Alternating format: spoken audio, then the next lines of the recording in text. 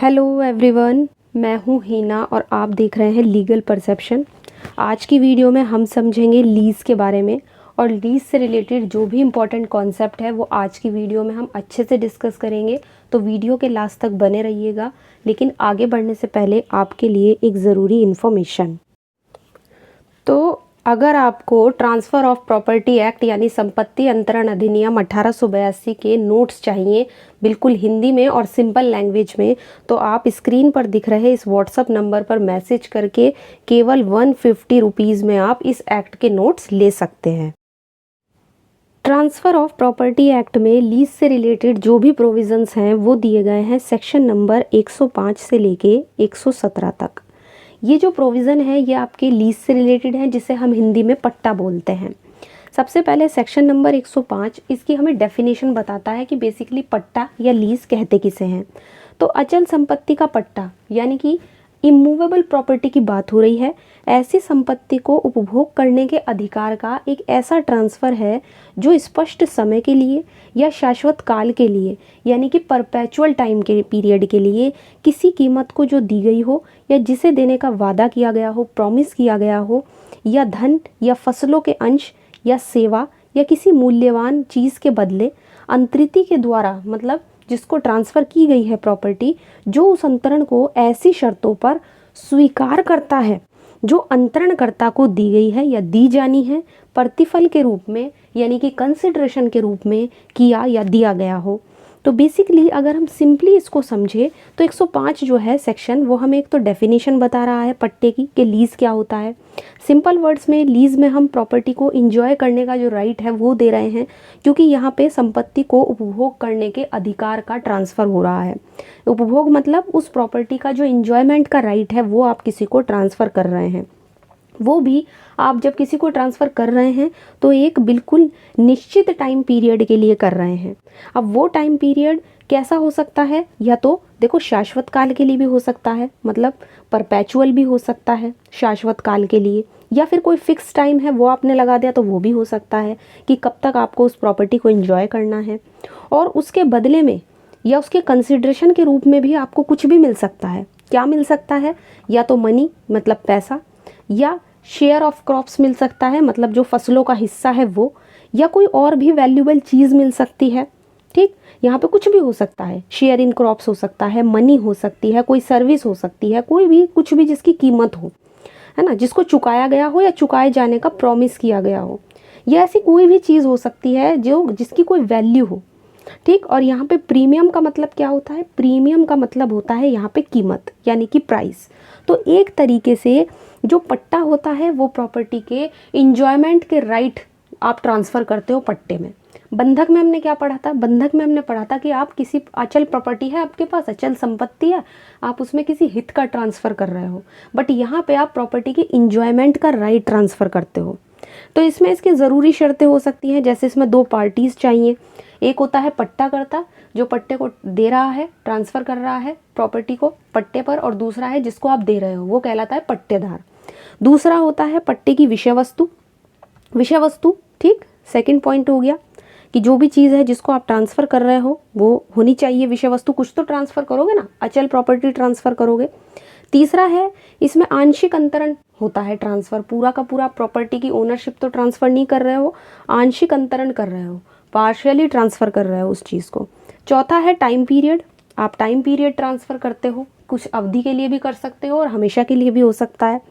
और पांचवा है इसमें कंसिडरेशन यानी प्रतिफल कुछ मिलना चाहिए। तो सिंपली यहाँ पे ये इंपॉर्टेंट पॉइंट्स हो गए आपके लीज़ के। इसके अलावा इसमें हम जो दो केस लॉ हैं वो देखेंगे। सबसे पहला केस है प्रमिला वालीदास वर्सेस जोगेश्वर मंडल, 1918 का केस था। इसमें देखो कोर्ट ने क्या कहा। इस मामले में कोर्ट ने कहा कि अगर आप किसी नाबालिग यानी कि कोई माइनर है और उसके पक्ष में आपने पट्टा कर दिया, मतलब उसको लीज़ पे दे दी प्रॉपर्टी, तो वो लीज़ कैसा होगा, वो पट्टा कैसा होगा? वो पट्टा हो जाएगा वॉइड, शून्य। क्यों होगा? क्योंकि लीज़ में जिसको आप प्रॉपर्टी दे रहे हो पट्टे पर, लीज़ पर, उसको किराया आदि भुगतान करना होता है ना, रेंट वगैरह चुकाना होता है, कुछ ऐसी मतलब म्यूचुअल ऑब्लिगेशंस भी होती हैं, कुछ लाइबिलिटीज़ भी होती हैं। तो इन सबको एक माइनर कैसे पूरा करेगा? ये सब तो कॉन्ट्रैक्ट के माध्यम से होता है ना। लीज़ का एक कॉन्ट्रैक्ट बनता है, संविदा बनती है, और संविदा के लिए पक्षकार कैसे चाहिए, जब हमने पढ़ा था कि संविदा के लिए पक्षकार सक्षम होने चाहिए। अब सक्षम पक्षकार कोई नाबालिग तो हो नहीं सकता है ना, हमने पढ़ा था कॉन्ट्रैक्ट एक्ट में भी। तो इसलिए कोर्ट ने कहा कि अगर कोई किसी माइनर के साथ कॉन्ट्रैक्ट करता है लीज का तो वो भी वॉइड होगा। तो यहाँ पे ध्यान रखना है कि पार्टीज जो है वो मेजर होनी चाहिए और कम्पिटेंट होनी चाहिए।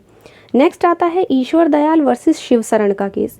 इस केस में कोर्ट ने ये कहा था कि पट्टे की अगर आपको पता ना हो कि उसकी शुरुआत कब से हुई है, मतलब कोई फिक्स आपको इस बात का अंदाज़ा ना हो कि कब से हमारा पट्टा, हमारा लीज शुरू हुआ है, इसका कोई सबूत नहीं है आपके पास, तो पट्टे पर की जो प्रॉपर्टी है ना, जिस दिन आपने पट्टा रखा, किसी के पास प्रॉपर्टी पट्टे पर दी, उस दिन से जब से पट्टेदार ने उस पर कब्जा किया, जिसको आपने पट्टे पे प्रॉपर्टी दी है, लीज पर प्रॉपर्टी दी है, तो कब्जे की डेट से ही उस पट्टे की शुरुआत मान ली जाएगी, उस लीज की शुरुआत मान ली जाएगी कि जिस दिन से पोजेशन लिया गया उस प्रॉपर्टी पर, उसी दिन से आपका जो ये लीज है वो शुरू हुआ। तो यहाँ पर हमने समझा इसकी डेफिनेशन, इसके मेन एसेंशियल्स और 2 इम्पॉर्टेंट केसेस।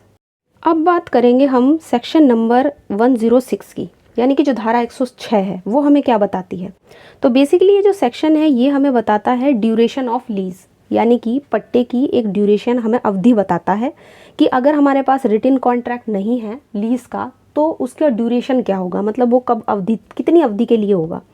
तो सेक्शन हमें ये बताता है कि जितने भी आपके जो कृषि के लिए पट्टे आप करते हो, जो एग्रीकल्चरल लीज होते हैं या कोई मैन्युफैक्चर वाले लीज होते हैं, मैन्युफैक्चरिंग वगैरह के लीज होते हैं, अगर आपने इन उद्देश्यों के लिए कोई पट्टा, कोई लीज किया है तो वो कैसे होंगे, वो होंगे आपके ईयर टू ईयर, मतलब वर्षानुवर्षी होंगे, साल दर साल होंगे वो। और अगर ऐसा कोई लीज नहीं है जो आपका एग्रीकल्चर से के उद्देश्य से किया गया हो या मैन्युफैक्चरिंग के उद्देश्य से किया गया हो, इनको छोड़कर बाकी के जितने भी लीज होंगे वो आपके मंथ टू मंथ होंगे, मतलब मासानुमासी होंगे, ठीक। और अगर इनको ख़त्म करना है, जैसे मान लो एग्रीकल्चर या मैन्युफैक्चरिंग वाले को पट्टा आपने किया था, लीज किया था और उसको आप ख़त्म करना चाहते हो, तो इसको कैसे समाप्त करोगे, 6 महीने की सूचना देनी होगी, मतलब 6 मंथ का नोटिस देना होगा और इसको ख़त्म कर दिया जाएगा नोटिस देकर। इसी तरीके से अगर आपका कोई और दूसरी तरीके का लीज़ है और उसको ख़त्म करना है, जो आपका मंथ टू मंथ था, तो इसको अगर ख़त्म करना है तो इसमें आपको 15 दिन का नोटिस देकर आप ख़त्म कर सकते हो। अच्छा, दोनों ही केसेस में जो नोटिस दिया जाता है वो पट्टाकर्ता और पट्टेदार में से कोई भी दे सकता है कि मुझे ये लीज़ जो है वो ख़त्म करना है, और ये नोटिस देने का टाइम शुरू होगा कब से, जब से नोटिस प्राप्त हुआ है जिस डेट को। तो यहाँ पे सेक्शन नंबर 106 ने हमें बताई है कि हमारा जो लीज़ है उसकी ड्यूरेशन, उसकी अवधि क्या होगी। अब बात कर लेते हैं सेक्शन नंबर 107 की, जो हमें बताता है कि पट्टे किए कैसे जाते हैं। तो सेक्शन नंबर 107 में हम ये 3 पॉइंट डिस्कस करेंगे। इसका पहला पॉइंट ये कहता है कि जो भी लीज़ आप वर्षानुवर्षी या 1 साल से ज़्यादा टाइम पीरियड के लिए करते हैं, जैसे अभी हमने एग्जांपल देखा कि आप एग्रीकल्चर पर्पज़ के लिए कर रहे हो या मैन्युफैक्चरिंग पर्पज़ के लिए कर रहे हो, साल दर साल वाला पट्टा आप कर रहे हो प्रॉपर्टी का, तो वहाँ पे आप अगर करोगे तो सिर्फ आप रजिस्टर्ड इंस्ट्रूमेंट से ही कर सकते हो, मतलब रजिस्टर्ड डॉक्यूमेंट आपके पास होना चाहिए जब आप इस तरीके का ईयर टू ईयर कोई लीज़ कर रहे हो। लेकिन दूसरी तरह के जितने भी आप लीज़ करते हो, किसको छोड़कर, एग्रीकल्चर पर्पज़ वाले और मैन्युफैक्चरिंग पर्पज़ वाले, या जिनकी टाइम पीरियड 1 साल से ज़्यादा का है, उनको छोड़कर, तो आप कैसे कर सकते हो, या तो रजिस्टर्ड इंस्ट्रूमेंट से या फिर डिलीवरी ऑफ पोजेशन, मतलब आप कब्जा देकर भी कर सकते हो। 2 तरीके यहाँ पे बताए गए हैं। लेकिन जहाँ पर पट्टा रजिस्टर्ड डॉक्यूमेंट से किया जाता है, वहाँ हर एक डॉक्यूमेंट ये ध्यान रखना है कि पट्टाकर्ता यानी कि जो लेसर है और जो लेसी है, दोनों के द्वारा अटेस्टेड होना चाहिए, मतलब जो पट्टे पर प्रॉपर्टी दे रहा है उसके द्वारा और जिसको दी जा रही है उसके द्वारा, दोनों के द्वारा अटेस्टेड होना चाहिए। कब, जब आप रजिस्टर्ड डॉक्यूमेंट से लीज कर रहे हो। तो बेसिकली सेक्शन नंबर 105 में हमने पढ़ा इसकी डेफिनेशन, 106 में हमने पढ़ा इसकी ड्यूरेशन कि कितना टाइम पीरियड तक रह सकता है पट्टा, और 107 में हमने पढ़ा कि कैसे पट्टे किए जाते हैं। तो सेक्शन नंबर 105 से लेके 107 तक के जो भी प्रोविजंस थे वो बेहद इंपॉर्टेंट थे लीज़ को लेकर। तो आज की वीडियो में हमने लीज़ को अच्छे से समझा है। तो आई होप आज की वीडियो आपको अच्छी लगी होगी। वीडियो अगर अच्छी लगी है तो प्लीज़ इसको लाइक कर दीजिए, ज़्यादा से ज़्यादा शेयर कीजिए, और अगर चैनल पर नए हैं तो इसको सब्सक्राइब कर लीजिए। इसके अलावा आप चाहें तो हमें टेलीग्राम पे ज्वाइन कर सकते हैं, जहां पर आपको ढेर सारे नोट्स और PDF मिल जाएंगे। तो आज की वीडियो में इतना ही, मिलते हैं नेक्स्ट वीडियो में।